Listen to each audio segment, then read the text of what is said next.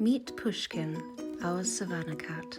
Strong-willed, loud, incredibly loving, and won't leave my side. I have lived in Kent for 25 years. Pushkin joined me 6 years ago when he was just 4 years old, and must say it was love at first sight. The rest, as they say, is history. In 2025, I made the decision to move to Norway. That was not an easy choice for me to make.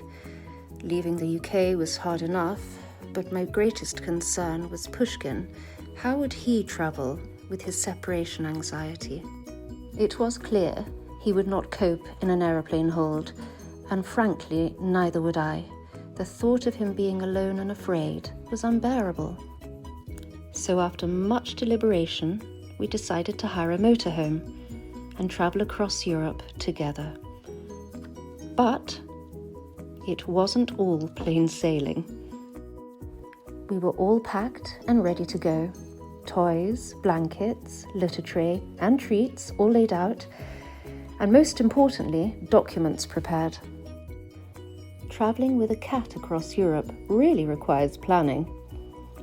At Folkestone Pet Check-in, Pushkin's microchip was scanned and rabies vaccination certificate checked for exact timings and that pages were all stamped correctly. I remember holding those documents more tightly than anything else. They felt like the key to the whole journey. And then the train departed. We soon arrived in France, a calm and very easy journey, which continued through Belgium and the Netherlands, where we decided to rest for the evening. We found a lovely campsite on the outskirts of Breskens, and by then Pushkin had settled into motorhome life, raiding the treats cupboard with great enthusiasm, and tummy rubs were also in demand. Overall, he was back to his old bossy self.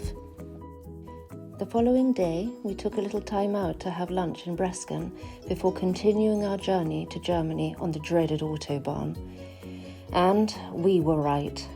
The motorways were loud, relentless, and the traffic was endless. Our poor boy was not happy.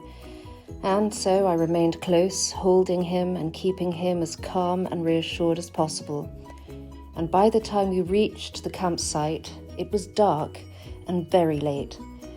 We had all had enough, and Pushkin sat quietly on the bed, not even one meow.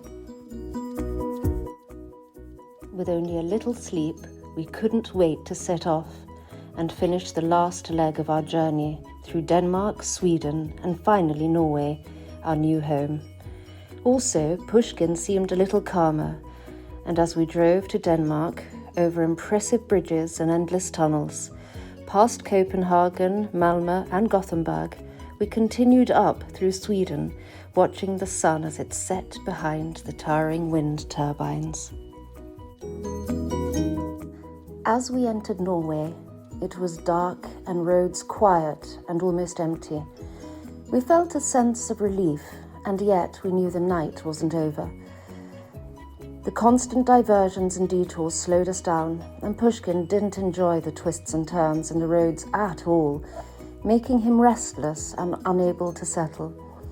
And it wasn't until 4 a.m. that we finally arrived, completely exhausted and desperately tired, both physically and emotionally.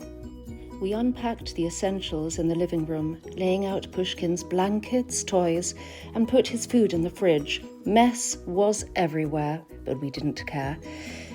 After a brief sniff and little look around, our boy found his blanket and lay still, eyes closed, and just slept. Later that morning, we walked in to find Pushkin staring out of the window across the fjord and beyond. And for the first time, it felt real. We were home.